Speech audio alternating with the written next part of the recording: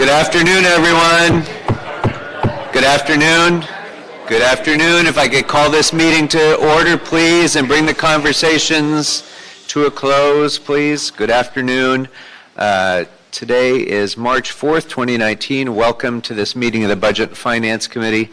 I'm Paul Krikorian, Chair of the committee, joined by my colleagues, Mr. Bonin, Mr. Price, and Mr. Blumenfield, and we're ready to begin today's meeting. So, members, just for your information, I would normally propose items 8, 9, and 10 for consent approval. But for the fact that I believe we have cards on those matters, and we'll take our closed session items at the conclusion of our open session items. So we'll take 5, 6, and 7 up together, and then we'll take up our closed session items after that. So we're going to begin by going ahead and taking our multi-item speakers. So Mr. Previn, if you'd like to lead us off.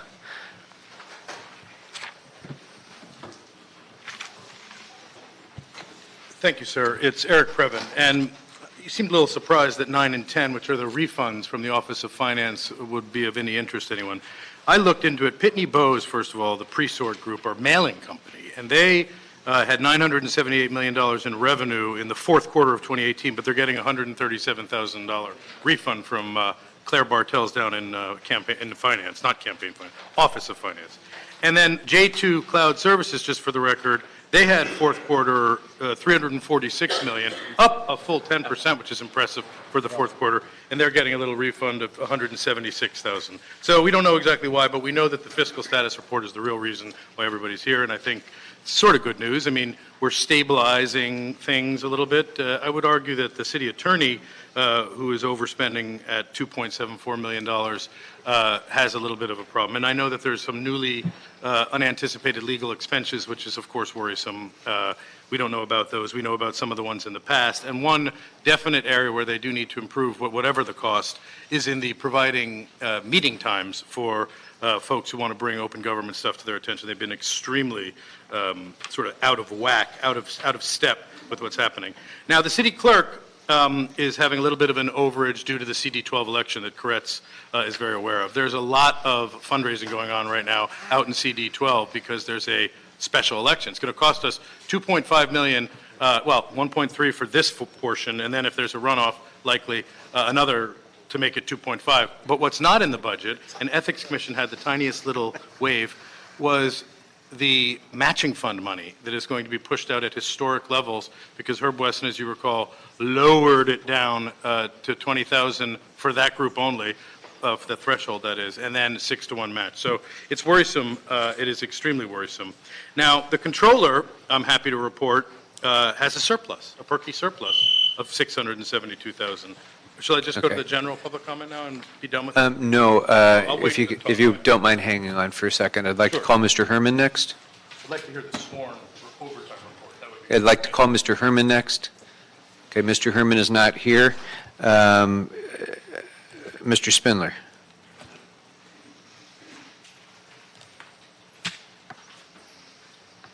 Yes, there you go. You got our new chief playing the suit game today. He doesn't want to wear his 4 stars. He wants to come in a suit and a tie. You're on the agenda items now. Speak to the agenda. Number 5, 6, and 7 regarding cops getting paid to work. They're getting paid to work. And you keep fucking with the cops all the time. Why? This is the last thing in the world to do. Who gives a fuck how much overtime? You think that this guy's born yesterday? Michael Moore has been in the department for nearly as long as Beck was. He knows how to run the goddamn police department. If there's not overtime necessary, he's not going to bill it to the city. So if he's giving overtime, it's because he knows what the fuck he's doing. He's a very good police chief. And we need to support our new police chief and give him the chance. You got the community members, such as Michael Hunt, known as the Red Chief Hunt, we're going to give a 1-year amnesty to see what this guy can do. I think he's on the right track. So give him the money to pay his cops. He's over there handling the contract for Metro. They don't have enough cops in the field. You go on these buses, there's knife attacks, there's gang attacks, there's rapes. Nuri Martinez can't even have her child and her ride the Metro or the subway. That's how dangerous it is. So you want Michael Moore to give cops. He's giving cops. Now you're going to come here today, you're going to blame the LAPD, you're going to blame the LAPPL because you can't fucking balance your budget. That's wrong. First, you pay the firemen. Next, you pay the cops. Third, you pay the teachers. Then you pay everybody else. You guys should take $1 a year, okay, and give this man his support, give these cops their money, and let them get fucking paid. Okay, that concludes our our multi-item speakers, and in fact, I believe that's all the cards we have on all matters. Is that right? Yes, sir. Okay, I'm going to close public comment on all items, including our closed session items. And members, I'd like to ask consent approval of the recommendations on items 8, 9, and 10. Seeing no objection, that will be the action of the committee as to each of those items. That will bring us next to our FSR, item 7, and items 5 and 6 also relate to the FSR, so I'm going to take up the discussion together. But let's go ahead and call those items, and then we'll do our departmental roll call so we can get folks back to work who don't need to be here. Item number 5 is the sworn overtime task force report relative to proposed solution to sworn overtime over expenditures, sworn overtime budgeting, and bridge housing site security resources. Item number 6 is the LAPD report relative to sworn overtime earmarks, patrol overtime, managed attrition, end of watch overtime, and civilian hiring. And item number 7 is the CAO report relative to the mid-year or the third financial status report for fiscal year 2018-19. Very good. Thank you. So, members, we would typically hear from the CAO on the FSR before we do our roll call. If you're all amenable, let's go ahead and do that then. So we'll go ahead and hear the CAO's report on number 7. Good afternoon. Good afternoon. Members of the Budget and Finance Committee. My name is Maria Gutierrez with the City Administrative Officer. Today we are presenting the third financial status report of this fiscal year, also known as the mid-year FSR. Our year-end overspending has decreased slightly since the adoption of the second FSR. Our currently projected expenditure imbalance of $69.65 million is still at a significant level and continues to have police sworn overtime as the largest single driver. Actually, police overtime makes up nearly half of this projected overspending. The estimate excludes potential unbudgeted expenditures in the current fiscal year that may result from ongoing labor negotiations and potential risks to revenue. The newly released Sworn Overtime Task Force report provides a comprehensive analysis of sworn overtime. If adopted, the proposals in the Sworn Overtime Task Force report will address a net of $21.81 million of police overtime overspending, reducing the citywide imbalance to approximately $47 million. While the Sworn Overtime Task Force report presents a plan to manage current year's sworn overtime and addresses a significant portion of citywide overspending, the budget solutions in that report will impact the city's reserves.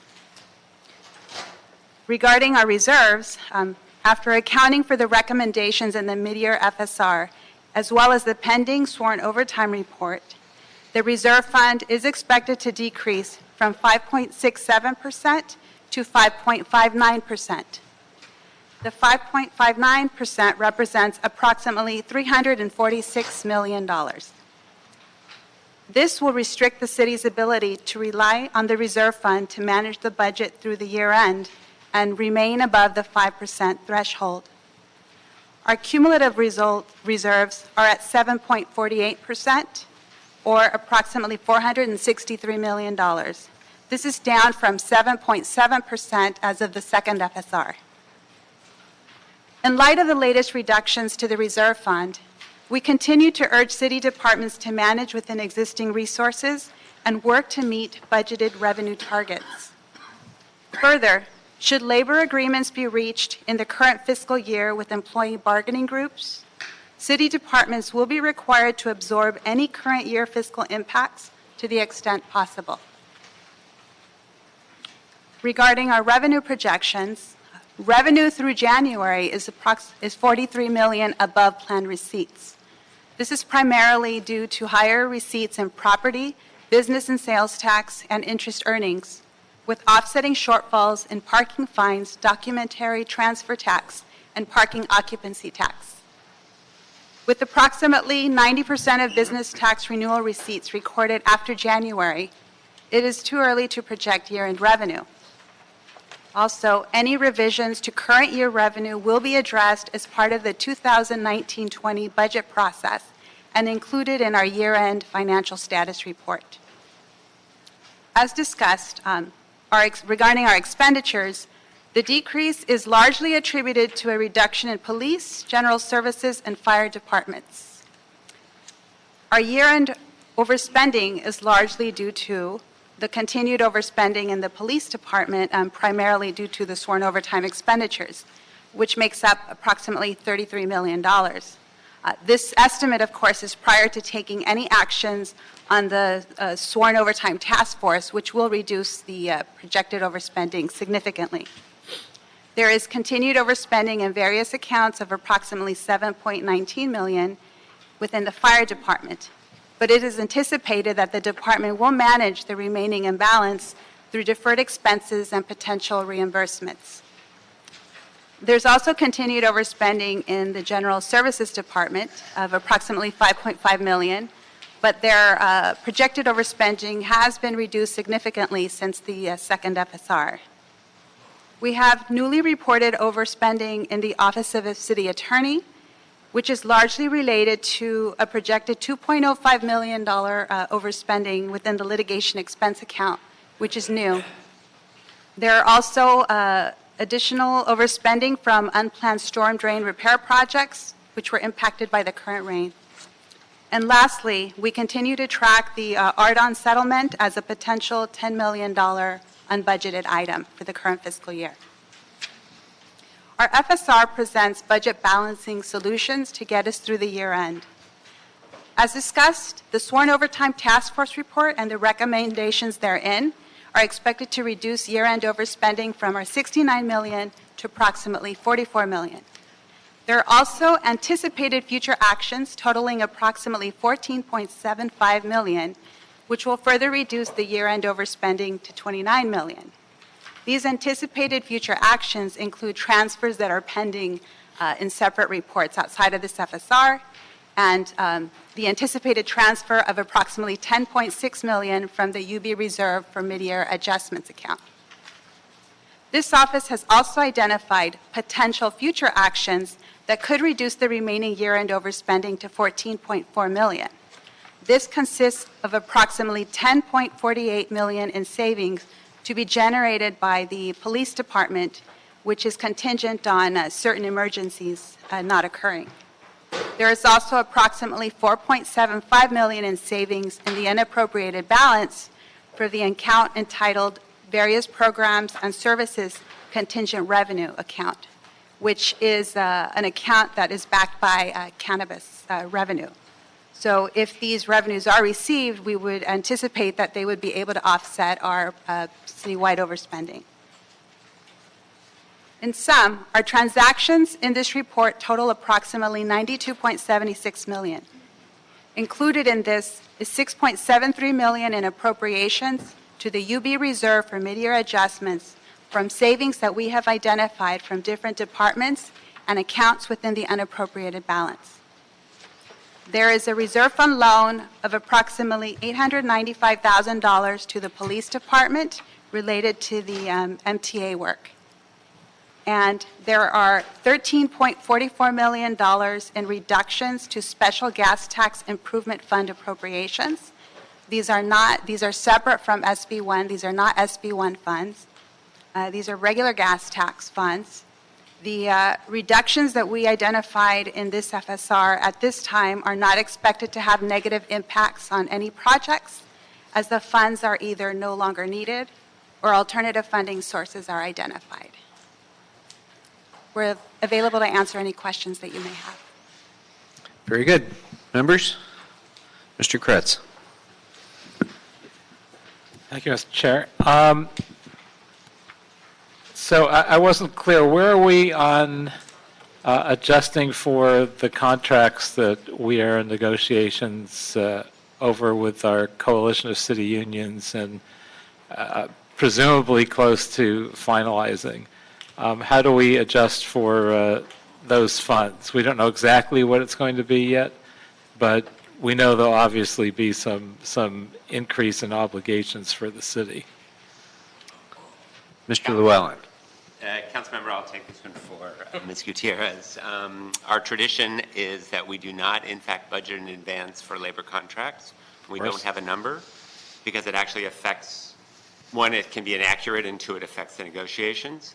So we have not budgeted for this year for this coalition contract. We are recommending that if there are retroactive payments due in this contract, that departments try to absorb them to the extent possible.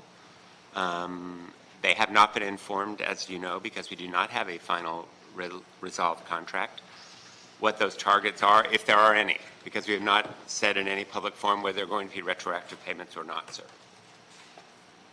But if there are retroactive payments, we are asking departments to try to absorb them Do we have to the a, greatest extent possible. do we have a sense of how able they will be to do that?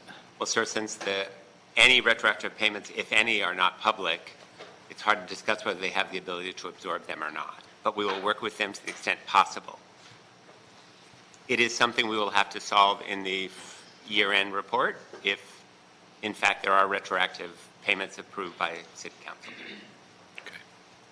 Not to put too fine a point on it, but just to make sure that that point is clear. There is zero money in the current budget to pay for retroactive pay increases. So every dollar of retroactive pay increases, whatever they may be, have to come out of other programs or the reserve fund. Well, Correct? not to put too fine a point on it, you are accurate until the very end. There may be savings where we're not actually cutting programs because people don't hire, some positions aren't filled. So, but not to put a too fine a point on them, they are not in this budget, and we will have to solve that problem if any are given. Yes, sir. Thank you. Mr. Bonner. Thank you. Rich, you did as well at being coy as Mr. Krikorian did at being direct. Hold on, I may need you for this question, I'm not sure. It's a question about bridge housing. I know that in item 5 we talk about the costs for the security for the bridge housing. I know that a lot of our bridge housing projects, mine included, have cost more than we certainly anticipated when we started out the budget year. We were lucky to have additional funds in the current fiscal year from the state. I know we're getting more, but how are we doing with the budgeting of the bridge housing projects that are sort of in the queue that a number of us have started and we're looking at costs on? With the state funding, sir, we feel like we'll be able to keep them and keep proceeding as they get ready for each next stage. Okay. So we're okay for this year. All right. Thank you. Mr. Price. Thank you Do I get to escape, sir? for the report. Yeah, there was a reference to the cannabis revenue. And I just did you indicate what that amount was? Is it more or less than our projections? And did you identify that as a source of paying something? I'm Melissa Krantz from the Office of the CAO. The cannabis revenue that we're referring to is the business tax from cannabis activities. There is $40 million assumed in the budget. $10 million has been set aside. Of that amount, about $10 million has been set aside in the UB, not set against any expenditures unless some actions are taken. We're estimating that we're going to, right now, based on receipts through January, we approximate that we will reach about 38, 39 million, but that will change with February receipts. Okay, thank you. But in this, today we are recommending that some of that additional money be used as part of this FSR, the additional 10 that was not programmed. Okay. Mr. Bloomfield? Just following up on the point on that's all the business tax. Correct. In terms of the sales tax. Thank you. The money that we're getting and how much of that could be increased if we actually enforced more on the illegal ones? Is there a way to link that? So our office does not get breakdowns of sales tax by business activity. What we receive is just one giant remittance from the state. Finance gets some detail on that, and I can follow up with them to see if they get any detail that lets them tie it to marijuana businesses. However, the categories that the state has tends to be like retail, food service, so I don't know if that distinction is made available. I guess just raising it, it'll come up in the discussion of the overtime, but I'm of the belief if we did a better job of enforcing against the illegal shops, that we would be seeing a lot more money coming in on the legal shops. Yep. And that should be part of our thinking and why we're earmarking some of that money, but we'll get to that in the next discussion. Okay. A couple of things on the revenue side.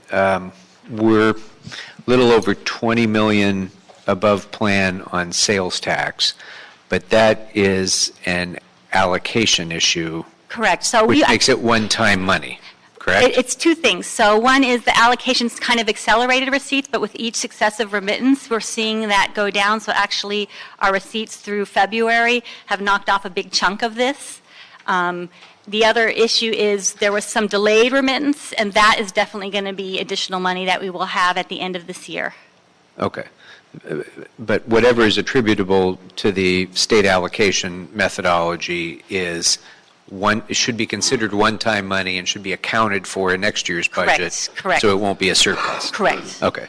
And with parking fines, we've seen parking fine revenue go down every year for the last 4 years. Correct. I think what's that attributable to? So if you trend this with ticket issuances, it's trending with ticket issuances, and that has been going down. So it's been about 5 years. This is the 5th year of declines, and we're seeing the corollary impact in parking fine receipts. Okay. So is it CAO's expectation to propose reductions in the assumption of parking fine revenue for?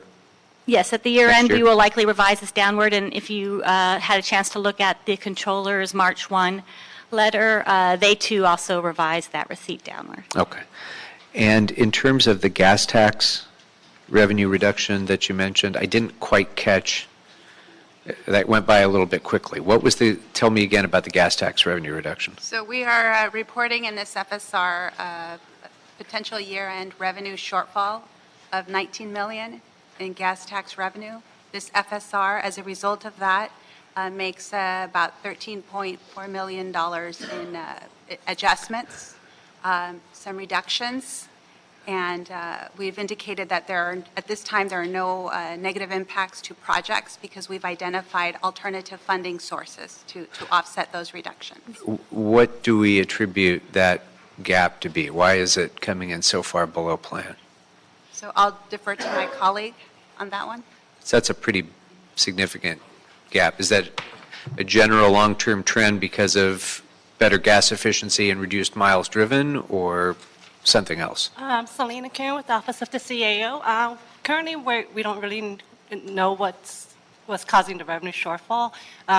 In January 2018, the California City Finance had prepared revenue estimates, and this was what was based off of for the 2018-19 adopted budget. One thing we do know is that the Board of Equalization didn't take action on a 4-cent increase on the per gallon that was supposed to take effect on July 1st, 2018. So that is part of the reason, but there are some other reasons that might be attributable to the revenue shortfall. Okay. Well, it would be, in the ordinary course, it would be good to have some further information about that so we can anticipate how to adjust assumptions for next year's budget as well. If this is a trend, then obviously we're going to want to know about that so we have a more accurate projection for next year. So maybe you could follow up with us as you gain additional information about that. Finally, the liability claims account, now that we're in the third quarter, how do we anticipate finishing the year with the liability claims account? In this FSR, we are recommending the transfer of the $20 million that's in the appropriated balance for the liability claims. Good afternoon, Ben Sahel with the CAO. As Maria indicated, we do plan to, as far as the recommendations here, move the $20 million set aside in the UB to augment the current liability account to $109 million. We believe all of it will be expended, and in fact, there's already been structured settlements that are pushing some of the liability payouts into the next fiscal year. So in essence, we're already starting out next fiscal year with kind of a initial takes from the liability accounts for next year. Okay. Okay. Very good. Anything else, members of the CAO? All right. Thank you very much. So then that will bring us next to our departmental questions. So obviously we have our Chief of Police here. Chief Moore, welcome. The Police Department will, I think, will definitely be one of our departments. Any other departments, members, that you'd like to call special? Mr. Blumenfield. Finance, and Department of Transportation. Finance, DOT. Okay. Others? Mr. Price? Mr. Kretz? Mr. Bonnet? Street Services? I want to talk to them with DOT at the same time. Okay. Okay. Anything else? All right. So the Police Department, Department of Finance, Department of Transportation, and Street Services are requested to stay. Everybody else, get out while the getting's good. So thank you very much for coming down. We appreciate your time. See you next time.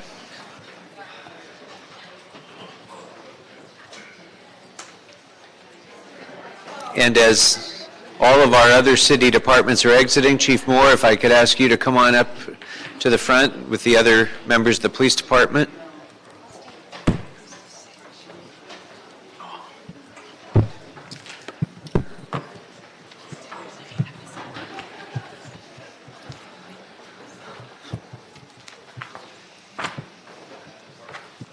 All right. So as members are exiting, I know members of the committee will likely have other questions for the police department, but certainly at the top of the list will be items 5 and 6 with regard to police overtime. So why don't we begin with that discussion, and then we'll see if there are other questions when we conclude those items. So Tyler Munhall, CAO. I will briefly walk you through the report, as there are quite a few moving parts. First, this report addresses the elimination of $43.39 million over expenditure in sworn overtime, which was reported in the first FSR, and the recommendations in the report will result in the avoidance of involuntary banking at the direction of this committee. There is also a determination of the overtime resources required at the city's bridge housing sites and a logical and effective method for budgeting sworn overtime in future years. The OT task force, which consists of the police department, CAO, CLA, and the office of the mayor, worked together to develop the solutions in this report. And I want to thank specifically Anne Marie Sauer and Patricia Paterno for their hard work on this. Relative to, so there are three buckets of overtime that we're talking about. And the first one is the Los Angeles County Metropolitan Transportation Authority. The over expenditure is $1.29 million. This is fully reimbursable, and it represents the cost of services that the MTA is asking for that are above and beyond what was approved in the adopted budget. But they're important deployments, like to Staples Center if there's a large event going on. The solution to this is fairly simple. It's a $1.29 million reserve fund loan, which will be repaid this year and the first part of next year from MTA revenue. Then there is other reimbursable overtime, which includes things like the LA Rams football team reimbursements, reimbursements from USC, reimbursements from task forces. And the deficit or the overexpenditure is $8.47 million for this type of overtime. In the mid-year FSR, there is $457,000 in reimbursements to the police department. So that solves part of the problem. The remaining problem of $8 million is recommended to be solved through a reserve fund loan with the reimbursements from these various sources repaying the loan this year and next year. This front funding of these expenses is important because without it, it will create a cash shortfall later in the year, which would inadvertently result in the department running out of cash and having to rely on involuntary banking of overtime.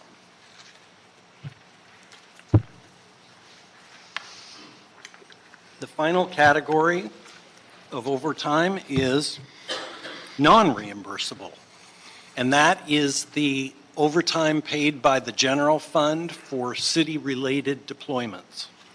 And the over-expenditure is $32.18 million. There are three solutions that will solve this problem. The first will be to generate $10.48 million in overtime savings, specifically $7.5 million for premium and holiday pay reserves, keeping them at 17-18 levels, and $2.92 million set aside for emergencies. Failure to realize these savings will cause the department to run out of cash to pay overtime before year end, so it is absolutely critical that these resources be conserved. Obviously, the funding for emergencies is the most difficult for the department to control, and they can speak to that. In addition to the $10.48 million of savings, the department is expecting to realize an additional $1 million in sworn salary savings by year end, which will be transferred to the sworn overtime account in the final FSR. And finally, appropriations of $18.38 million from the unappropriated balance to the sworn overtime account are recommended to resolve the remaining over expenditure, and that includes $5 million from various program and services contingent revenue and $13.38 million from the reserve fund for mid-year adjustments. With these actions and a bit of luck with emergencies, the department is projected to end the year with sufficient cash to avoid involuntary overtime banking. In terms of bridge housing, the monthly cost right now is about $94,286. The recommendations that I've just gone through include funding for the El Pueblo site as well as the Hollywood site, which we know are going to be open this year. So that will be taken care of for the year. In terms of next year, that will be handled through the annual budget process. And as far as budgeting sworn overtime, This task force has learned a lot through this process, so we will be using everything that we learned from it. But some of the high points, we need to look at prior year over expenditures to see if those are going to continue into the next year. Cost of living adjustments, because when a cost of living adjustment is approved for an MOU, the overtime bank does not have an automatic increase in dollars, which ends up resulting in fewer hours of overtime available to the department. And over multiple years, that adds up. The cost of deploying for earmarks, and the department has a report on earmarks, which goes into much more detail, and bridge housing, MTA costs, the optimum amount of reserves for emergencies, standby and holiday pay, and front funding needed to avoid cash flow situations relative to reimbursable OT. I'm available for questions. Okay. Thank you. And Chief, would you like to speak to this? Please. Yes, I would. And first of all, I want to thank this committee. It was under the leadership of this Budget and Finance Committee that directed the creation of the overtime committee, the task force, the leadership of the CAO, CLA, as well as the mayor's office, in rolling up the sleeves and sitting down and looking at, if you will, every aspect of how overtime is utilized by LAPD, and challenging not just the taking a challenging look and seeing what flexibility or what avenues or strategies the organization could employ. With my appointment, and this was a committee that I appeared before, and as well as alongside Chief Beck for the full council last year, we knew going into the year that our overtime staffing or funding would be a very big challenge. And we knew that because looking at the number of hours in which we work overtime in a non-reimbursable as well as reimbursable setting, what was set out in the budget was there was going to be a shortfall. So the criticality of that task force was to challenge whatever operating practices, particularly in the non-reimbursable side of our budget, and what other perhaps strategies that the city had begun to rely upon, the use of earmarks or set-asides for specific supplemental police services that were coming from an existing overtime account. How are those complicating that strategy? How is that strategy complicating our ability to live within our means? Lastly, is my commitment as chief was to look at the areas in which we do have discretion, such as areas of extended watch where officers are required or asked to remain over for either deployment matters or finishing up reports. What could we do to reduce those hours? Recognizing that other areas such as standby pay or court overtime are frequently not areas that we're subject to really impacting because of existing MOU and agreements. So the commitment going through this the last 9 months, was to see what we could to tighten our own belt, and also to look to the larger committee to identify strategies and also identify past practices that have complicated our ability to live within the budget that this council affords me as a general manager to go out and conduct the business of keeping the city safe. Moving forward, I'm thankful that the committee's report, I believe, is balanced. I think it's fair. And I think it identifies strategies to move us forward where we have, as I said by Tyler, a logical and effective means of budgeting and then holding me accountable. I do want to say that as we sit here today, there's been a lot of numbers that's moved around. As we're here today, the department has used more than 8,000 fewer overtime hours this year versus last. That in that is 13,000 fewer end-of-watch overtime hours. And yet, at the same time, we've taken on the responsibilities of bridge housing and its added policing duties that are around those now 2 sites, and that's about 7,000 hours. We saw the first in 30 years of a UTLA job action, which cost or impacted us to the tune of about 6,000 hours of overtime. And we saw that with the elimination of AB 109 monies that we took on and provided for resources at Summer Night Lights, which added an 11,000 hour burden to our budget. So this is a a matter that as we saw reductions in some hours, we saw increases in others. That's the management that all of us go about doing. And I'm committed that as we move forward with this reallocation from sacred monies, I recognize that there's this is a budget that is extremely tight for you to manage across all departments, that this putting additional resources into our budget to allow us to continue to pay overtime and not go into an involuntary time setting, I believe will set the stage for success next year, where as we move into fiscal year 1920, we start from a position that we have much more capability of ending within budget and on time, and not providing this committee or the council with surprises of the nature or the extent of the depth of some of the earmarks or rearrangements you're having to make today to get my budget to zero. Okay. All right. A couple of questions that I guess are best directed to you, Chief. First, with regard to the earmarks and sworn overtime.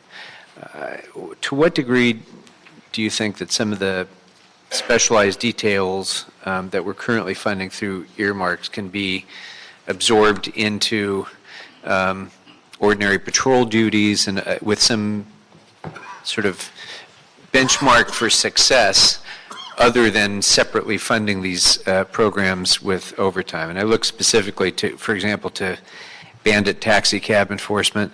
I mean, TNCs have essentially put real taxi cabs out of business. I can't imagine that we still have a huge problem that we have to separately enforce with Bandit taxi cabs when we have Ubers and Lyfts running all around town, for example. The Westlake MacArthur Park MTA station patrols. We now have LAPD providing service to MTA, and so I wonder if to what extent that can then be moved into the reimbursable column with MTA. Have you had an opportunity to kind of review some of these and see Yes. where can we change potentially how we do the earmarking? So I would encourage, and as was written on page 2 of our report to the committee, we've seen, first of all, the strategy of allocating overtime to the organization and then identifying specific supplemental functions that you want the department to do on overtime. I would encourage this committee and the larger council to avoid that. That it be a kind of a pay-as-you-go process above and beyond activities, whether it be in MacArthur Park or human trafficking or illegal cannabis enforcement. First of all, each of those areas I have existing abilities as a department. We have 13,000 personnel, and as an example, the cannabis enforcement, we have our narcotic details each week, each month, going out and taking enforcement action against unlicensed establishments. There has been a temperament, however, more recent years, that while this is good, it would be so much better if you could have 20,000 more hours of overtime and see that effort amplified or increased in its frequency. And I think that needs to be an area that the council look hard and long at and figure strategically, does it need to, or is it in the city's best interest to do that? Or look at other levers. For instance, on cannabis, I'm encouraged by the recent actions to allow DWP to shut off power and water services, utility services to unlicensed locations. I'm also encouraged by efforts that are developing with a task force envisioned that will allow board-ups and access denied to unlicensed locations. That is by far, in my view, more effective than taking enforcement action at the hands of the police department on an overtime basis. I'm also encouraged that and believe that that's a department, as Department of Cannabis Regulation, that as it grows is going to bring on inspectors and licensed and workers inside that can be compliance officers that can take enforcement actions, again, that don't impact LAPD's finite resources. Let me talk briefly about Bandit taxi cab enforcement. You are correct. That is an area that came from enforcement of a safety issue in Los Angeles some 20 years ago. Yeah, and it was the nature of the business at the time that unscrupulous operators would prey upon people who were unaware, and they would be a bandit cab. And so we took enforcement action working with the Department of Transportation and their leadership. That remains an area that is reimbursed to us. So it is something that DOT actually carries the weight for that enforcement. This is a safe use of our resources for their desires. And I will say that we today are largely focusing on Uber and Lyft and those type of operations because it has evolved. And it is no longer just an unlicensed yellow cab that's out there. As I move to Vision Zero, that's probably the area that we see with reorganizing traffic commands and the existing field force that we have, that while added patrols by motor officers enforcing radar will generate added traffic enforcement, will generate added citations. We have a book of work just in our day-to-day functionality where we enforce Vision Zero. If as you look at the explanations, there's little in here that we don't have any aspect that we use existing resources for. Each of these earmarks have become areas that we augment or supplement to a deeper degree. Lastly, this is regards to the jail transports, and that, as we have in the remarks here, I believe a more effective way of dealing with that is to open up current jails that have been shuttered since the economic pullback, and that would allow us to be more efficient. And this has been a good stopgap measure, but I believe that it's time that as we move forward to move beyond this. And yet, if that can't be done, then the council truly look at, is it truly more efficient for this amount of money to be set aside for this, or not? And there was one other function I wanted to draw attention to.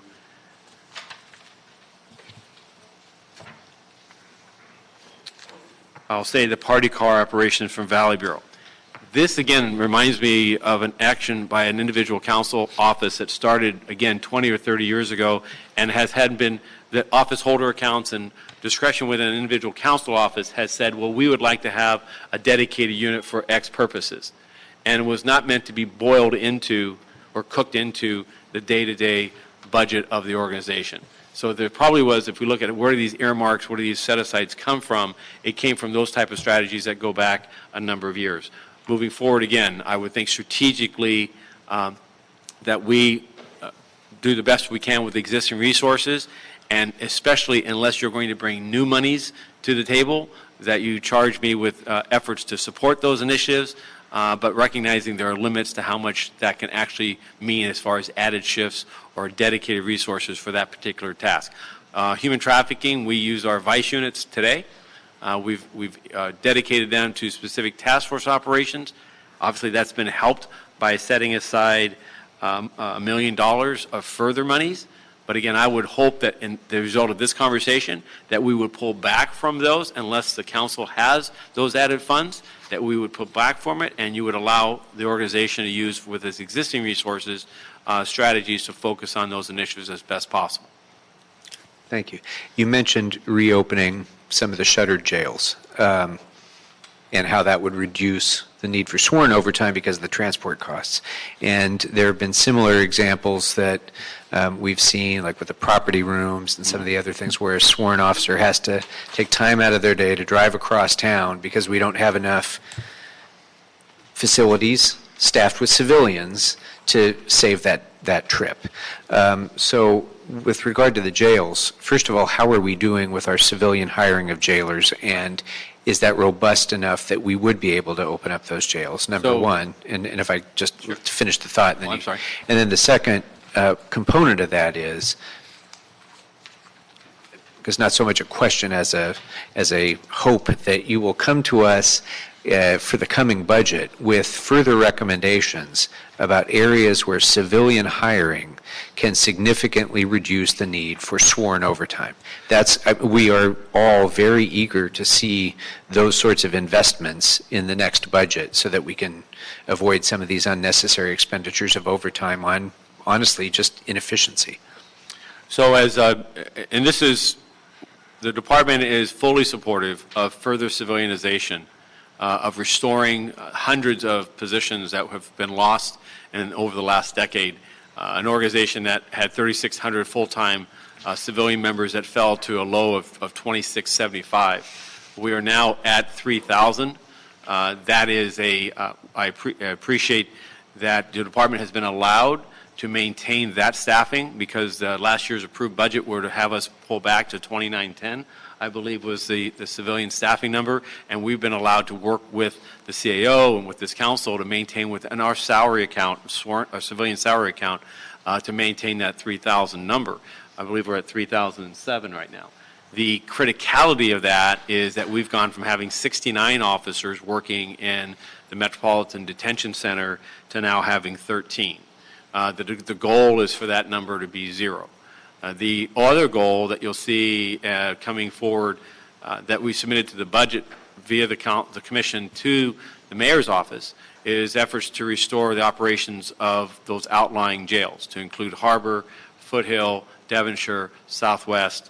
Those jails, each of those centers offer us the ability to have local bookings of arrestees and transports by officers that are much more contemporaneous to the area in which they're working. And I give you a scale of magnitude. Foothill will take 10 detention officers in which to open. Devonshire, 8 to 10. Those two jails will book on average 13 to 14 personnel individuals a day. Those are 13 or 14 trips that currently are going to Van Nuys. With 2 officers. With 2 officers each. And while the jail transport was an effort to try to minimize that back and forth, it is just like the sheriff's transport system. It works better when it's once a day because you poll. And what we don't have the ability to do is when we have an arrest, we can't really have them sitting on a bench for hours waiting for the bus to come by and pick them up because that's not lawful and it's not right. So currently we have people who are largely driving to those regional centers. I'm hopeful this coming budget year that we're going to see the continued restoration of civilian hiring as well as to include also property rooms, property dispo coordinators, subpoena control officers. Those functions we believe are best done by civilian professionals. And I'm also proud, I don't have the number, I'm sure my staff does, that in the last 2 years, how many more officers we've put back in the field because of the 300 positions that you've allowed us to fill. The 2,700 or just under that to 3,000 has resulted in a one-for-one in many, if not all, instances. So this organization, 2 years ago versus today, we have realigned 601 sworn personnel to the field through a variety of means of shuttering jail or desk operations at night, downsizing or eliminating property crime details, as well as realigning and bringing specialized uniform resources from special operations, Metropolitan Division, and other places back to the geographic areas in order to deal with an increase in call load. And certainly we know that the backbone of this organization is patrol, and it is important that we staff our area stations first. Great. Thank you. Mr. Bonner? Thanks. I'll be brief. You actually just said some of what I was going to say because I wanted to acknowledge what you and the department have done in redeploying officers on patrol. I thought it was 578. I'm glad to hear it's 601.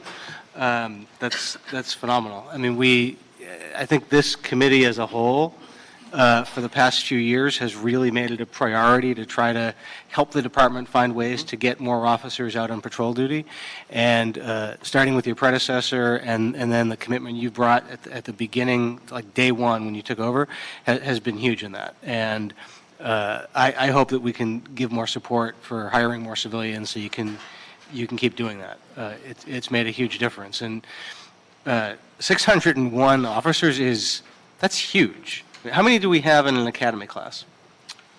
Generally 40 to 50 in an academy class. So that's like a whole slew of academy It's class. over a year's hiring. We hired approximately 500 personnel in a year, and so if you were to a field force that's 10,000 sworn members, so this is been a significant realignment. There are functions, I will say though, that are not being done today. Activities that investigations that do not have the depth and breadth, and we have to prioritize our efforts. And again, I believe that first giving areas the staffing, and staffing those areas is the best way in which to police the city. I agree. Just wanted to say, you mentioned the DWP shutoff for the illegal marijuana businesses as an example of something which is more effective than asking you to earmark resources. I just want to encourage the department to if you have those suggestions and ideas, bring them to us. That's the kind of thing that, to me, sounds like it was probably initially suggested to a council office by a senior lead officer or by a neighborhood prosecutor. And it's the kind of thing, I don't remember who proposed it. If it was you or if it was Nuri, but I mean, sure, that kind of stuff we're happy to do. And the more we hear about that, even higher up, probably the faster it'll happen. Very good. So we'll do. And on the earmarking thing, long and hard we will think. Some of that stuff is tough though, because we know you don't have enough resources, right. And we know if we ask, it might help a little bit, but I think we all often feel more confident, well, if we earmark something, then we know we'll do it. And when it comes to, there's none of us who doesn't want more traffic enforcement. You know, every time I call West Traffic, that's an enforcement that isn't going to happen in Paul's district that day. And then 3 days later he calls, and then it's not one in my district. So, and with human trafficking, you know, I think we'd love to earmark even more because we've become so aware of that. And believe me, we would as well, but we've got to pay our bills first, and that is when I don't have a choice of an end of watch because I have a homicide investigation, I've got to barricade a suspect, and yet at the same time, I think when we come back and we hear the phrase that we're overspent, it suggests that the organization is not attempting to, isn't being effective in managing within its resources. And from a morale standpoint, that is, it's counter to building expectations of a senior team that they will live within the means.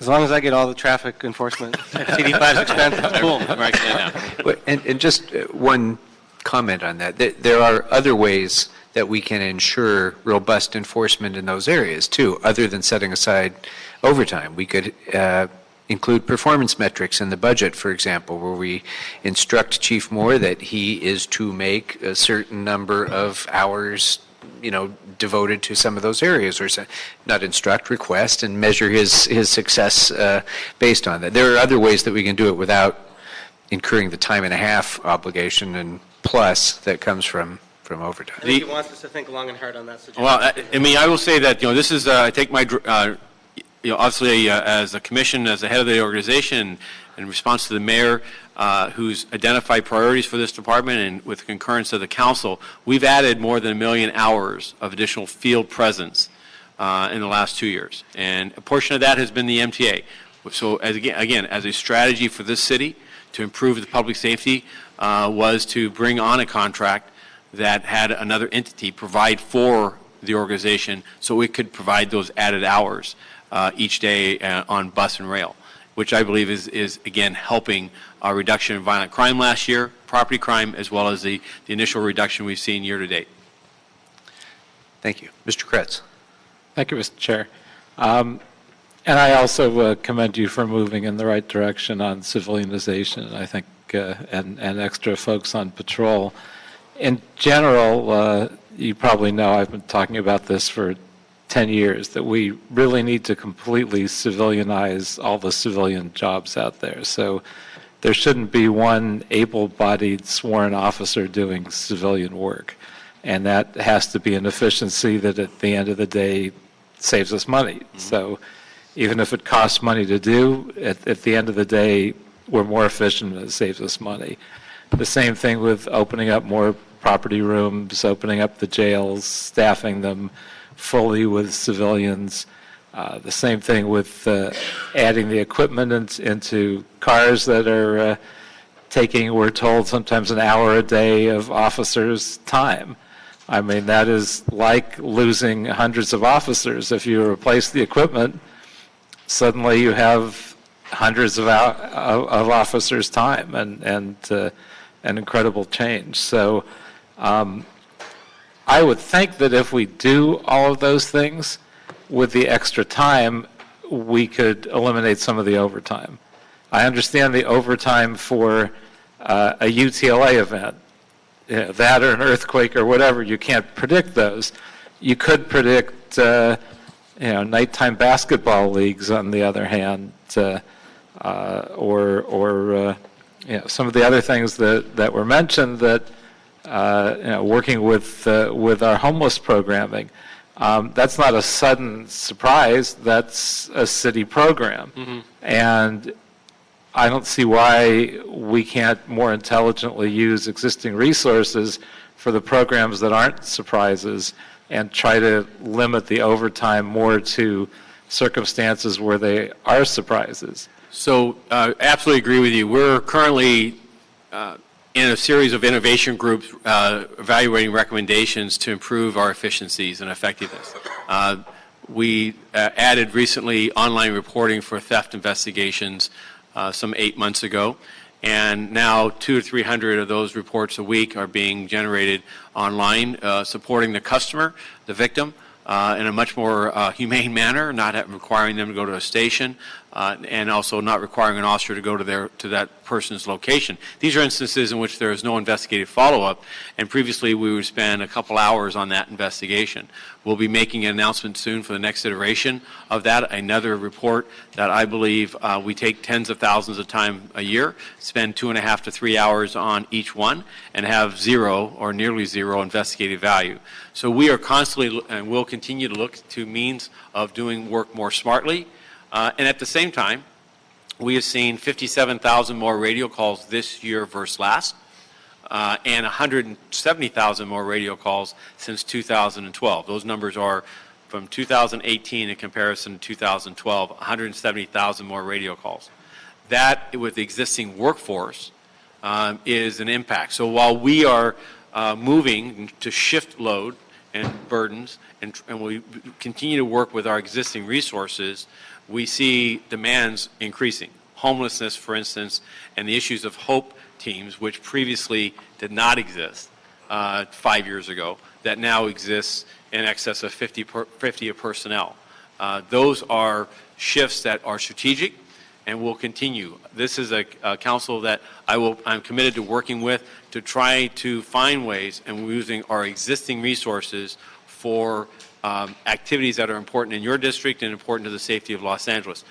There are strategies, though, that can increase the rigidity or reduce flexibility, and that's where I want to have a conversation. I would encourage us to figure, are there other means of getting what you need accomplished without necessarily the strategy that was first identified to do that. And has anyone done an analysis yet of what's generating those extra calls and whether there are steps we could take to reduce the calls by addressing one area or another more effectively in a prescriptive way? So the increase from the 6-year increase from 2012, the largest driver of it is welfare checks and wellness and dealing with people experiencing mental illness. So we've seen an outgrowth of that in disturbance calls. Now, what's driving that is, I believe, the general state of need of more mental health resources, the more mental health professionals and outreach workers and care facilities that can deal with our communities that are experiencing crisis on a day in, day out basis. I will suggest to you that, as we move forward, the organization, the city, we need to consider that when you call 911, you have a police officer, you have a firefighter, but why do we not have a mental health professional outlet? Why is it the response is either police or fire? When so much of the people in crisis that are calling truly need a mental health professional in a crisis situation and not a police officer. Those are areas that we're beginning to explore with the leadership of our council and working with the mayor's office to see as the 911 centers move forward, can we, and people reach out to the government, can we more effectively work with them by having a properly trained and qualified staff that would respond to it in place of a police officer. Lastly, I'll close by, this is most exampled by, you look at the fire profession. Fire profession in excess of 85, 90% of their calls are medical calls. So the history of firefighting was started with buildings and fires of buildings, and now it's transitioned to a triage response, a crisis response to a person having a medical emergency. And again, much like Chief Terrazas and the fire department has evolved and are developing capabilities to deal with that by having nurse practitioners and others that can be in those response units in place of firefighters, the department is looking for similar opportunities ourselves. I think that's a fair statement. There's nothing unique about the police department that would make you qualified to deal with mental health issues. I think we need to take a deeper dive into a more appropriate way to handle those. And true for the jails as well on the county level. One last question. No matter what we do, it seems like at the end of the day, we always overspend the LAPD budget. So is there a way to actually budget with more accuracy rather than budget so tightly that we're always behind the eight ball at the end of the year? Well, I am encouraged by the work of the overtime task force and what, again, was described as a logical and sensible way of anticipating overtime, both reimbursable and non-reimbursable. And so when a COLA, for instance, comes into effect, an organization that has an $80 million, let's say that in 2017, $80 million was set aside, which it was, for overtime. And in the last 3 years, we've seen a 10% increase in COLAs. That's effectively a 10% reduction in the number of hours that overtime account can support. We have a choice. We either A, can identify additional funding so that we can work the same amount of hours that previously, arguably, that you're using overtime as efficiently as possible, or B, we need to recognize that we're going to have a shortfall. And we're not going to make it, and we have to go into an involuntary time. These are decisions that the EERC and others have as to we're going to assign an added holiday for this next contract year. Let's say I'm just supposition. There is an associated trickle-down cost to that as I pay holiday pay. It costs thousands of hours for us to pay recruits 2 holidays a year because of an MOU and because of our contractual obligation with Post that they have to work so many hours in that month. So an openness back and forth, managing within our resources. I believe this budget committee for the first time, this overtime committee, has taken a very clear-eyed look and understands, and it wasn't just the department, but all the players, all the subject matter experts looking at it, and it's identified a path forward that I believe is going to be helpful for us. And give you, again, some assurance that what you start July 1st with, you're not going to be sitting in front of, I'm not going to be sitting here in front of you 9 months later asking for these type of transfers. Very good. All right. And by the way, you just reminded me, I should have started this off by, thanking the Overtime Task Force for this important work. We're really, this is going to be a long and continued process because, as Mr. Kretz points out, this is an annual event trying to figure out how we manage overtime expenditures. And I think developing these sort of structural changes over time it's game changing. Mr. Kretz spoke to some efficiency issues, and one of the things that we've done in this committee within the last few months is investing significantly more in the department's technology, specifically around computers, which are atrociously slow and outdated to a large extent. If the department has additional recommendations that we can make for one-time expenditures like that will produce long-term efficiency benefits, we're certainly interested in hearing those. And then, Chief, in terms of the 117,000 increase in radio calls? 170,000. 170,000. Put that into a context for us. What kind of a percentage increase is that? We are now at 1 million calls for service this last year, just over 1 million calls for service. We have 3.5 million people who call 911 for various types of situations. We dispatched 1 million calls for service this past year. In 2012, that number was 830,000. So 20% increase. Something a little less than that, but maybe 17%, I won't quibble, but it's something of that sense. Okay, thank you. And effectively the same size workforce. Right.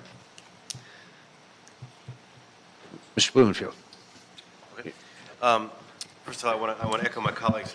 Thrilled about the 601 officers on the street because of the civilianization, and I mean that is just a great trend and needs to be acknowledged by all of us because we appreciate we brought this up, you have embraced it, and we need to just keep moving forward with that. I'm also really intrigued by the mental health profession angle. I'd love to work with you guys on that. I think that's a great idea in terms of creating a third way for some of these 911 calls. Wanted to ask a little bit, tease out a little bit more about the overtime issues. Is it at what point is it cheaper to have, some of these things? Let me back up. For overtime, there's some things that are unavoidable, and some things are more discretionary, as you mentioned. Particularly when you come to the discretionary ones, is there a point where it would be cheaper to have another officer? If you took the money you were spending on overtime and hired more officers, would that reduce the need for overtime, or are these things that can't be handled by additional officers? What I would encourage us to continue to do is overtime activities that are largely security related. We should look to security services, civilian staffing that can, with guard services, so to speak, city employees properly trained, properly supervised. Many of the activities you see now are amplifying underlying activities and are cheaper on an overtime basis. The challenge of it is there's been a strategy in the last couple years to take the existing staffing or the existing funding levels and then take those added responsibilities and put it on top there. No, I get that. I wanted to get to that in a minute, but I was to the first point. Is it always cheaper on a overtime basis, or are there some times when it's actually cheaper if we found the money for? So that depends on the. First of all, there's always a dangerous word, right? So let's. But to the point that when you identify costs, what costs are you talking about?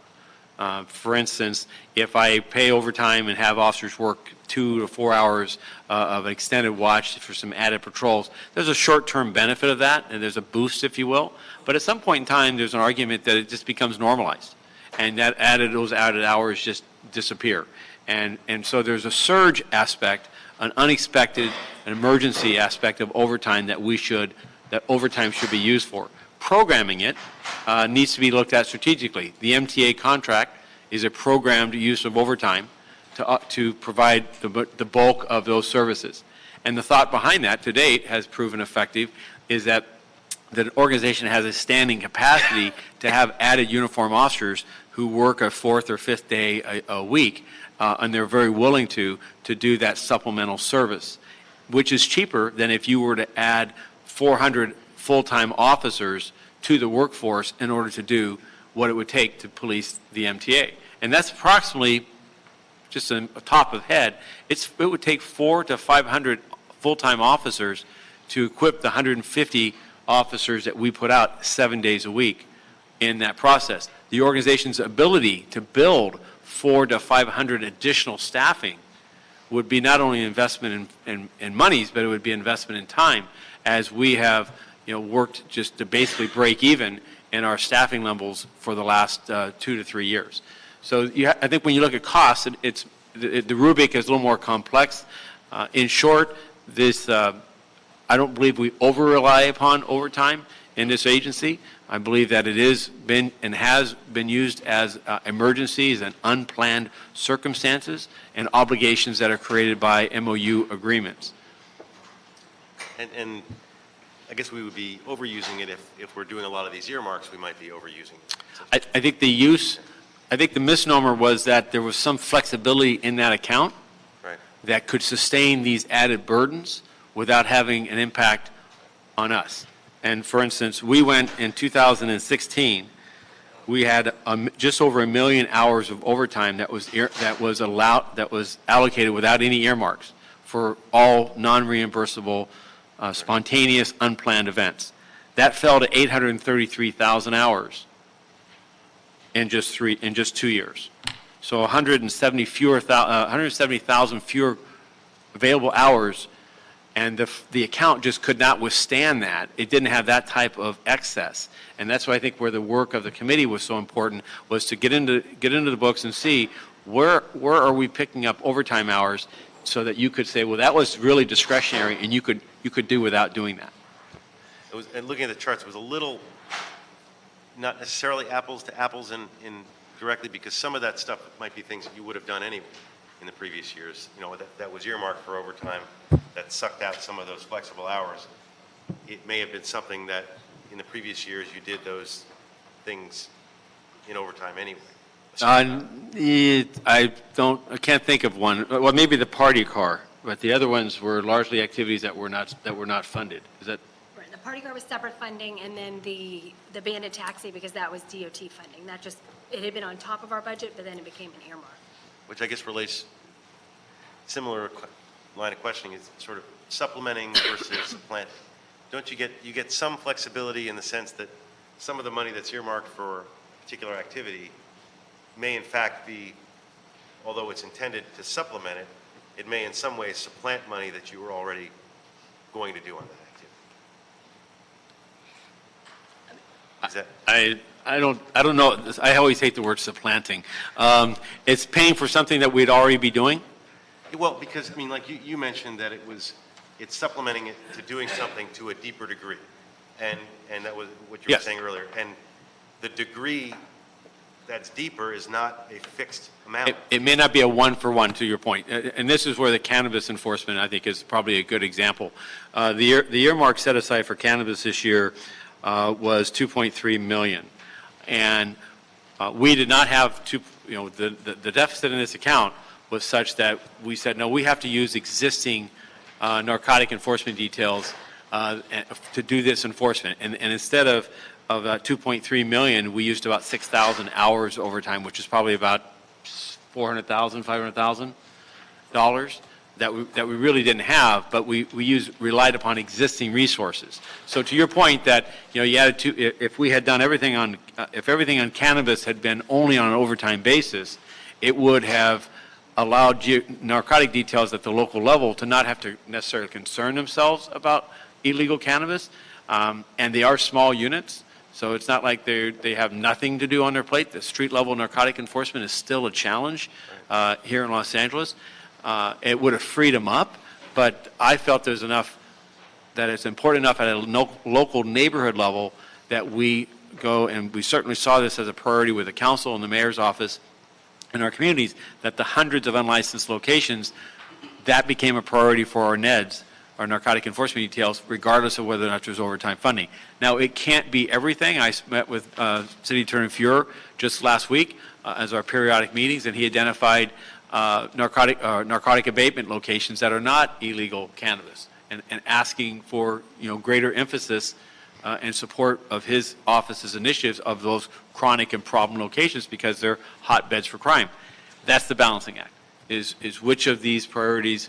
And that's what we're committed to, is we're going to balance the priorities, be plain spoken about what we're doing, and when we can't do it, we're going to say there's a limit to this. And the response here, for instance, lastly, in closing this, and as you look at human trafficking, those are dedicated task forces that we had tens of officers working on during a specified date and time. Without overtime funding, we'll do a portion of those by realigning vice officers from their typical day. So we can pool resources and will, but it will not be at a one-for-one level. It'll be significantly less than that.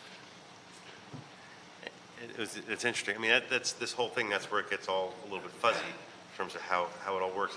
And I understand the dilemma you're in terms of not wanting all of these earmarks, and the dilemma we're in.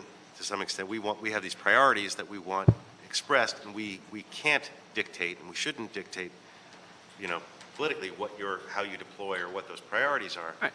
But I do think that with the 6 council offices in the San Fernando Valley, for instance, in the leadership of the council, that there can be coalitions of agreement that the resources that are assigned to north of Mulholland, how are they helping public safety, and to the extent of human trafficking, the vice officers, narcotic officers that are already assigned to those to that bureau, how can they, what are their activities that represent those priorities? I'm happy again this council supported speed surveys that allowed us to get back in the business of doing radar enforcement. And yet, as we look at the Vision Zero set aside of 1.5 million, if we don't have those monies there, we'll use existing traffic resources. And that's probably the best example of it. Sometimes better just to give the speed enforcement surveys done and spend that money for that, rather than a police officer's overtime to go out and do the added enforcement. You do complete a function that allows us to go out and do it many times instead of just that single shift. And that makes a lot of sense, and I guess we need to figure out, and we welcome your guidance on that, other ways for us to express those priorities, and whether it's metrics, as the chair was suggesting, and some other ways that we can put that out there. But for us to formalize that in a way that's not an earmark, but in a way that does give us that ability to be on the record and to formalize certain priorities, so that you can make those choices and you can decide to spend it on the speed surveys, and which would meet the same goal that we have. Mr. Price. Thank you, Mr. Chairman. Again, just want to thank comments from my colleagues and others. I, too, share the hope that the prioritization of civilian hiring is something that we really try to focus on. And as a part of your report, Chief, you suggested a multi-year plan to focus on civilianization and potential sworn redeployment opportunities. Do we have any specific goals, or is there an objective, or some percentages, or how are we going to come up with this? Well, this approach, this redeployment plan that you referenced a couple times. So on the last page of the report, the top paragraph speaks about the 37 new detention officers that we're looking to allow us to open up the harbor custody facility, as well as support what's called a drop and go program, which is civilian jail officers that custody service officers that allow us to simply get an arrestee to a booking location, leave that individual with that, and that person can process the subsequent steps that happen. With the addition of body-worn video and digital on-car video, we now collect 14,000 body-worn videos a day, 4 million video segments last year from body-worn, 3 million digital on-car videos. And previously, we've used or relied upon sworn police officers frequently to review or sample those segments to see, inspect how our officers are treating people.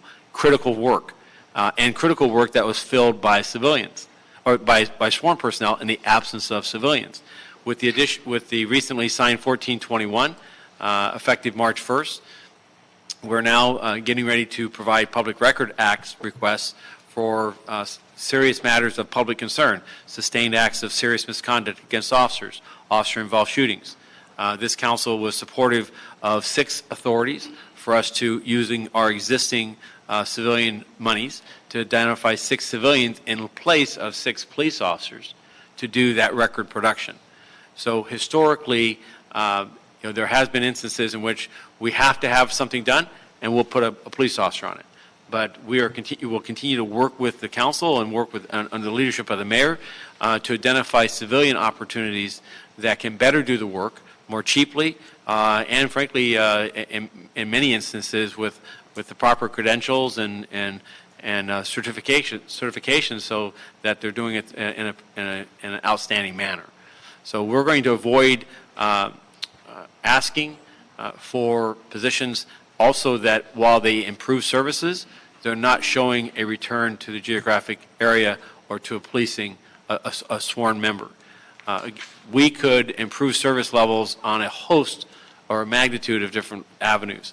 We've got to stay focused on what's most important, which is, I'm proud again, this last year that has meant added detention officers, property officers, and 911 operators to handle calls for services. They come in, to handle them expeditiously, and to allow us to put as many police officers back in the field as those new civilian positions have afforded us. Going into next fiscal year, I see the same theme. Mr. Kretz? Yeah, just one follow-up on priorities. Obviously, there are things that we're focusing on, like human trafficking, that are terrible, but successfully handling the problem doesn't bring in revenue. With the marijuana enforcement, probably every dollar we spend on revenue, on enforcement, probably brings in $2 or $3 in revenue, because a lot of money is going to the illegal places. I've talked to the department about this and others, and nothing seems to move forward. But if we had some sort of a medallion that every legitimate dispensary displayed, it's to a certain degree self-enforcing. If people knew where the legal ones were, a certain percentage of the population would only go to the legal ones. So we could even take a further step if we decided to be aggressive and have some sort of modest fine for customers that were in illegal dispensaries. I think it would be really easy if we help people distinguish, because right now I don't have a clue.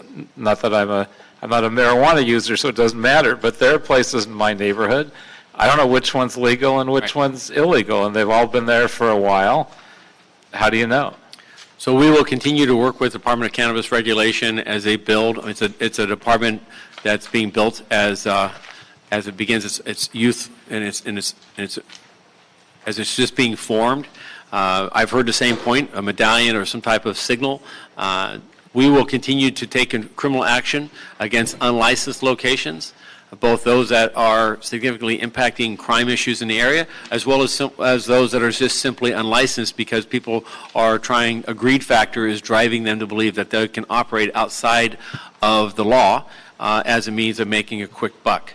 We're committed to doing those continued efforts. However, I look forward to the day that we have more compliance, that we have compliance officers, that we have people who can conduct these type of inspections, both of existing locations as well as those that are suspected of being unlicensed, as this industry matures. It is a young industry, but I'm hopeful that it's going to mature, and in 3 to 5 years from now, we'll be in a much more responsible area, much as we see alcohol, much as we see the sale and procurement of tobacco. That we've seen both of those in their infancies with prohibition and with unlicensed products and so forth, that there's regulatory forces in play, and the community can impact that as well by responsibly not frequenting areas that or businesses that are unlicensed. These products that they purchase from an unlicensed location could cost them their life. Okay. Members, anything else for the police department? Chief Moore. Chief, thank you very much. Appreciate your taking the time to be here, and thanks very much for your important work on this. And to the task force as well and the CAO's office, thank you. All right, let's go ahead and bring up the Department of Finance next.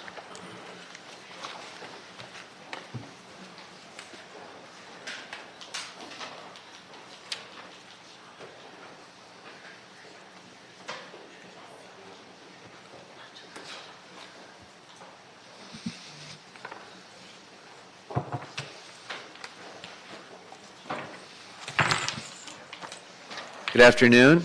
Ms. Bernson, I think this is your first time in that side of the table, if I'm not mistaken, so welcome. It's good to have you, back here in committee. I think Mr. Blumenfield, you had called finance.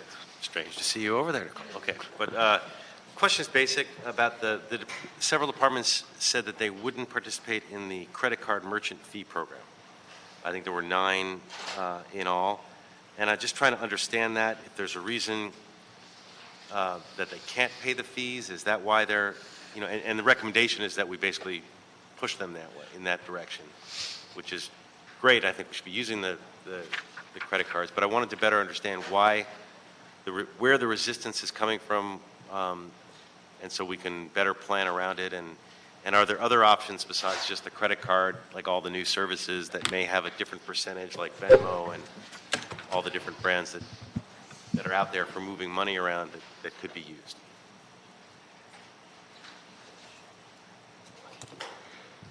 It might be best to direct those questions to those departments, but in the past, I know Finance conducted a survey of all departments where this issue would affect them. And in some cases, for example, for the zoo and the library, they're concerned that passing on the fee to customers would affect accessibility to services or admissions in the case of zoo. There are other departments who feel that it's more labor intensive if they, for example, housing has expressed that it might be more labor intensive if they no longer accept credit cards, and there may be an issue to It's more labor intensive not to accept credit cards? to no longer accept credit cards and to have customers pay via check, for example, rather than incurring the cost of credit card transaction fees. I don't know if you have more to add. No, my name is Chris Herrera, and I'm the director of Treasury Services. And so about 2 years ago, we went out with a survey and asked the departments with the first financial services report this year, or I should say last year, we also went out, but we instructed them basically that we were looking to help council and all push forward the pass-through fees. And we reached out to all of them, both by phone, email, and we got pretty much the same responses, that there was sensitivity to a particular program, such as they were trying to promote something within the community, and it would be contrary to that promotion. That was one of the reasons. The second was that it would have a decline in their particular service, whether it was a permit or a contract, whatever they were doing, they felt that it would jeopardize their ability to get those, let's say, permits or whatever. So those were the two major reasons why people were, or departments were opting out. How should I put this? We did not really look to pushing them. We mentioned to them that they would have to have a good reason, and that would have to be pushed or passed on to the CAO with an explanation, but that in general, credit card services are the cost of doing business for most organizations, so they're aware of that. But I can tell you, with the 19 various department locations that we went out to, 11 opted out. We got a few that did opt in, and we're working on that today, so it is pushing forward. But again, you could say that more than half of the departments that currently take credit cards are opting out or are not participating. Right. And so what's our recommendation in this report, though, is to push them all in? Is that right? Yes, hopefully to get them all to push through the fee to the cardholder. The recommendation is, Zara Bukirin with the Office of the CAO. The recommendation is if they choose not to pass on the fee to credit cards, to the customers, to reimburse finance or to pay directly for those fees. And I do want to add, Councilmember, that since the FSR was released, that Rec and Parks has said that they are willing to do the pass-through. So we're saying if they don't do, for the 11 departments, I thought it was 9, but 11 who are opting out at the moment, they're going to have to do it, but if they don't want to, they have to come up with the money themselves in their own budget. Is that the idea? That is correct. Mm-hmm. And then, because I'm curious what the trade-offs are that they're sensitive to, because we may be sensitive to those same ones and may want to help with that solution. And then separately, I'm curious about other options that don't require the 3% necessarily, like the Venmos and the others where you can use other electronic forms of payment that are not a credit card that might bridge that gap. No, you're absolutely right. I mean, the reality is it's a check or electronic payment of sort that they could use. Those would really be the only options unless, they were paying with cash. And again, a lot of the businesses are not going to But are come we in. allowing those electronic payment, those other options like the We Venmos do. and the We different- have the ability to accept electronic. Yes, we do. And obviously, But the electronic, when you say the electronic, are we just talking about direct out of the You're talking about an ACH, automated clearinghouse transaction, which is like you and I, if we were to join a gym and you pay them once, yeah, that's exactly it. We do have the ability. Because now there's a whole host of other technology options that may bridge that gap. You're absolutely correct. And I don't believe that we have the process to use them. We do, in fact. It's just a matter of, again, if the departments are looking to do that, they would obviously have to work with Treasury and Finance, and we would set them up. But there are several that already do have that kind of program in place. When you're talking about, again, things like, let's just say the library or the zoo, that's more of a consumer kind of an application versus fire or where you have permits. That's a business application.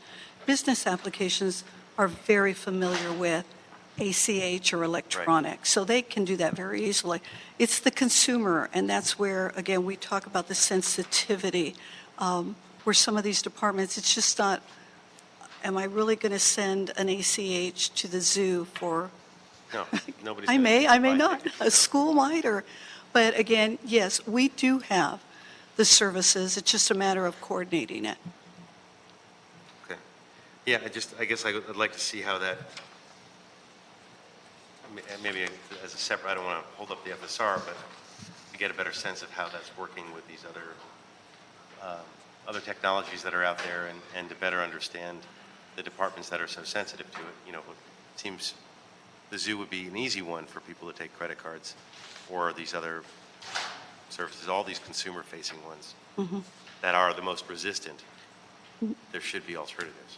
No, you're absolutely right. And we do have, if you'd like, we do have a survey that we did like 2 years ago, and it does speak to those departments that specifically said they didn't want to do it. And the reason, again, I think a lot of them were opting out was because, they didn't feel that it would help promote their programs, but what I saw, they weren't the sensitive ones. They were kind of the business-oriented. And again, I think a lot of, whether they're small businesses, corporations, they know that using a credit card, there's a cost to doing business. And so to pass it along, I think there is a lot more acceptance to that than the consumer. Thank you. And the instruction in the FSR is that these departments will work with finance. I think the points that you've raised, Mr. Blumenfield, are probably we all share, and I think as you've encapsulated, when you're talking about a tax payment or a fee payment, a mandatory fee payment or something, that's an entirely different thing than a family that's going to the zoo, or somebody wants to pay their library fines online, or something like that. So I think finance, I hope, will be sensitive to that distinction, and as the departments work with them, you'll take that into account. There's no mandate in the FSR that requires that change, only that discussion continue between you and the departments. So, but I think it should capture that sentiment as well. Okay, anything else for finance members? Okay, thank you very much. Thank you. So we had DOT and street services. Mr. Bonin, you indicated you wanted to have them heard together. Is that okay? Well, why don't we go ahead and bring up both DOT and street services then, if you can all fit at the table? And do you want to help narrow it down, Mr. Bonin, so they know who to bring? Yeah, I don't need parking enforcement. It's about small concrete repairs. Okay. And sort of Vision Zero projects.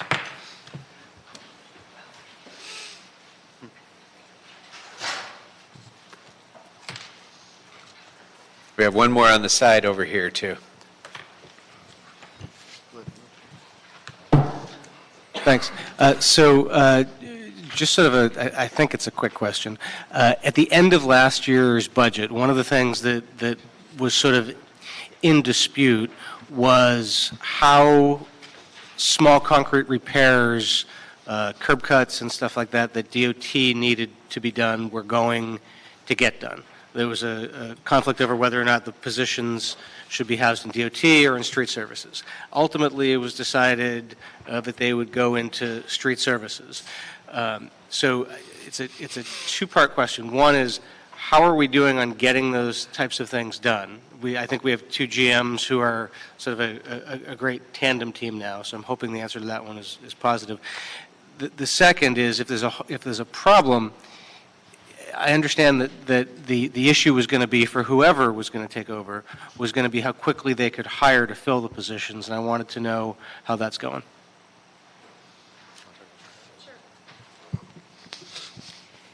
In general, hiring is going really well. Last pay period, we added an additional 25 people, and on Monday, we added another 32 people. So it's going well. We do have a couple vacancies in the Vision Zero concrete crew, but we are committing to complete all the medians that are being assigned to us.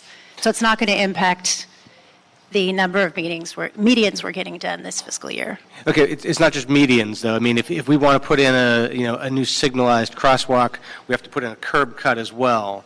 And none of us ever want to have a project that is pedestrian safety held up because of a backlog in that. So how quickly is that happening now? So with Keith Mosaic Street Services, so with the, DOT's curb cuts are our curb cuts, their problem is our problem, so we're working with them.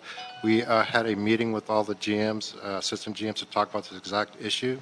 So we're going to stay on track, and then anything that DOT sends our way, we will take care of related to curb cuts. DOT, that sound accurate? So Angela Berman, LADOT. Yes, we know that the department or the Bureau has had trouble hiring up until recently for these concrete crews, and so we're definitely patient and aware that when they do get them fully on board, that they have, pledged their commitment to our projects, and so we're looking forward to that. So there has been a problem, but we're now hoping with these new 25 hires, that's going to resolve it? Yes. Okay. All right. We're going to meet our goals as far as for the access ramps, refuge islands for DOT, specifically those projects. Okay. All right. Thank you. And actually, before I go to Mr. Blumenfield, just on that point, are you continuing to experience difficulties and backlogs because of, I don't want to sound like I'm throwing them under the bus, but the Bureau of Engineering has their own backlog as well. So is that continuing to be a problem, particularly when it comes to curb cuts and ramping and so on? So we're bringing on a consultant to do the designs for us to help us with that backlog. Because you're right. Make uniform designs? Yes. Hallelujah. Thank you. We are working, bringing on a consultant on board to basically tackle that problem specifically. Terrific. Okay. And of the new hiring you've been doing, has targeted local hire been a part of that process for the concrete crews? Yes, our goal is to hire 50 targeted local hire, and we're going to meet that goal this fiscal year. Outstanding. Very good. Okay. Mr. Blumenfield, thank you. Thanks. Question for DOT. The FSR notes that there are vacancies in Prop A, Measure R, Measure M for the local return fund. And so I wanted to know how many vacancies that we're talking about, what would they be working on, what projects are being delayed. And the concern, of course, is that these funds are used as matching grants as matching funds for grant funding. And so I just want to make sure we're not missing opportunities and to flag that. Angela Berman, LADOT. The department has about 367 vacancies department-wide currently. That's a little over 20%, so it is significant. Many of those positions are general funded. The majority are general funded, so the minority is special funded. But so far, we haven't had any significant project delays. We prioritize our grant projects. We prioritize our grant applications. So thus, those haven't slipped as yet, but if our vacancy rate does continue to grow, then, that might be another story. Okay, and please throw early warning signals out on that stuff. Yes. We don't want to miss out on these funds. Yes. Separate issue concerns the continued shortfall in the parking citation revenue. Yeah. And in the West Valley, sure, in lots of places, we get a lot of complaints about lack of parking enforcement, especially around 72-hour violations. And it's not just about revenue, which is a concern because it pays for itself, but it's also about quality of life. And I mean, flagging this early because I want to address it also in the budget process for next year, but the FSR says that DOT is going to address this with anticipated hiring of more traffic officers, but this problem has been getting worse for the last several years. So I wanted to get a sense from you where we're at on this and how are we going to get this fixed. Yeah, Richard Ray, DOT. Specifically, the park enforcement unit has over 100 vacancies. 80 specifically are traffic officers. Over 100? Correct. Out of how many? For the, I believe It's a little over 600. Thank you. Okay, so 100 out of the 600. Correct. And out of that 180 are the traffic officer classification. Currently, we have existing officers backfilling in some of the support services, such as our communication dispatch center and vital assignments such as that to ensure that we're functioning.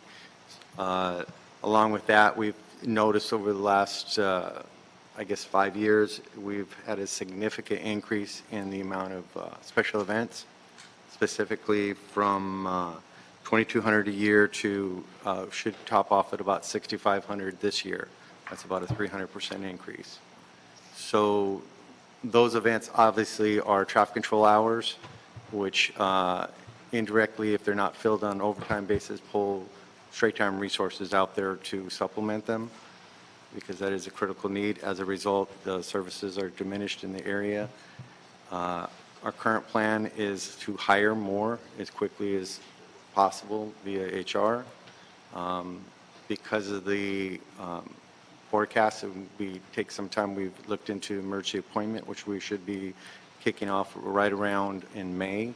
That'll allow us to hire more people quickly and hopefully stop the bleeding, so to speak, and get more people out there. The other impacts on our ability to provide the service, obviously, is the weather and that we had in January and whatnot. Things like that impact us because our resources get diverted to what we call unusual occurrences, such as the rains, or signal outages, and/or subsequent the mudslides. So it does have an indirect impact on our ability to get to, as you mentioned, the complaints for abandoned, which are also on the rise. So it sounds like you got to hire more for sure, and quickly.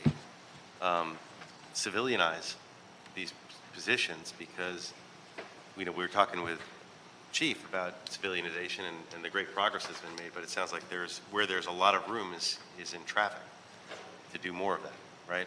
Yes. So we have we look at our inability to hire as a multi-pronged problem.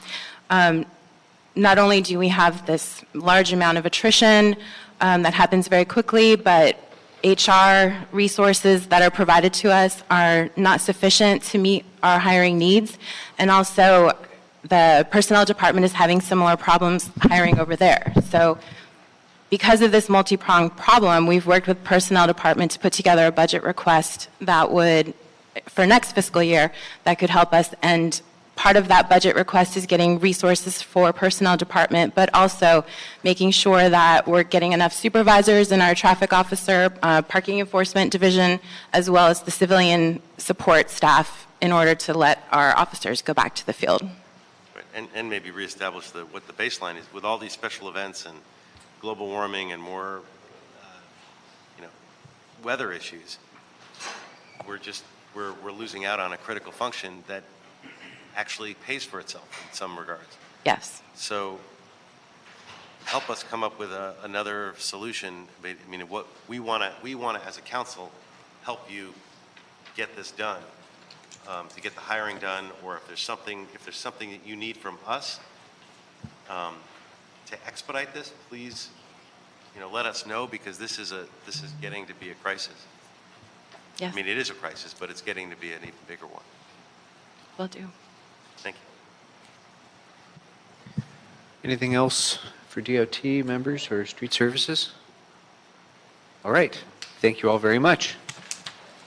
I think that brings us to the end, unless members, you have any other questions for the CAO or anyone else. That brings us to the end of the FSR, but there are some proposed amendments. One amendment that I'm requesting on behalf of CD4, one amendment that the CAO has requested, and I think one for the CLA, and Mr. Blumenfield. I have an amendment as well. Okay. Okay, why don't you go ahead first, Mr. Blumenfield, and did you have something? And this is per the CAO's discussion, but to specifically to authorize the controller to transfer/appropriate $121,800 from the unappropriated balance fund number 100, Lanark Park Security accounts number 580258 to the Department of Rec and Parks Grant Fund number 205, account number TBD, for security enhancements at Lanark Park located at 21816 Lanark Street, Canoga Park, 91304 in Council District 3. That the controller and the Department of Rec and Parks and any other relevant city departments be authorized to make any technical corrections, clarifications, or revisions in order to effectuate the intent of this motion, and including any corrections and changes to fund or the account numbers. This is money that was in last year's budget that needs to be moved. It's for the cameras that were approved. There's a motion to do this, but it seems like a lot of extra paperwork. And talking to CAO and CLA recommend we just do it as an amendment here rather than as a separate draft. Okay. Without objection, amendment's approved. And Mr. Choi, you had a few others as well, right? Yes. There is a request for amendment from the CD4, also from CLA in regards to transferring or appropriating $400,000 from Council District 100 account 1010 salary general for the following, for the better aligned to current expenditure patterns. Also, in addition, a request regarding El Pueblo, transfer $285,000 from El Pueblo Historical Monument Revenue Fund number 737, account number 1001072, their general fund for salaries as needed, and including the other amendments stated, and that'll be it. That is the amendment, sir. That's it? Yes, sir. Okay. Without objection, the amendments will be approved. And is there any other comment regarding the FSR? Is there any objection to approving the FSR as amended? Seeing none, that will be the action of the committee. All right. Thank you all very much. Mr. Previn, do you want to go to your general public comment now before we go into closed session? Mr. Previn? Excuse me, Mr. Chair. Yes. The disposition for the LAPD report, item number 5 and 6. Oh, I'm sorry, because we took them up together. So, yeah, thank you very much for catching that. Sorry, Mr. Previn. If there's no objection to approving the recommendations on items 5, 6, and 7, if there's no objection, that will be the action of the committee. Thank you. Thank you. Good catch. Mr. Previn. Thank you, sir. It's Eric Krim from the CD2, Studio City. I wanted to reference, because I know you're scrounging around for money, as we all are, the Axon refund on the body-worn cameras. As you know, we were enormous supporters of that program, and then they instantly rolled out a rebate for every other jurisdiction in America, and we should get about $6 million. I did the math. And finally, this is a touching zeitgeisty but important one. The Office of the City Attorney has been looking at trespassing 602.1B, which is a small sign that appears in some city offices, to let people know that the rules. What's been left out is 602.1D, and that one says that unless you can't be involved in doing activities, but if you're constitutionally protected or labor protected, and those are both important, and they should all be in English and Spanish. I think we can agree on that, certainly given the current climate on the national front. And so I've asked the city attorney, Vivian Swanigan is the lead attorney who's working on it with Mr. Rosser. I appreciate you lending your support as the Budget and Finance Chair in making that accessible. Thank you. All right. Thank you very much. That closes general public comment, and we can now proceed into closed session. And at the city attorney's now. All right, we are back in open session, and there being no other business before the committee. The desk is clear. Sorry? Desk is clear, sir. Very good. We are adjourned.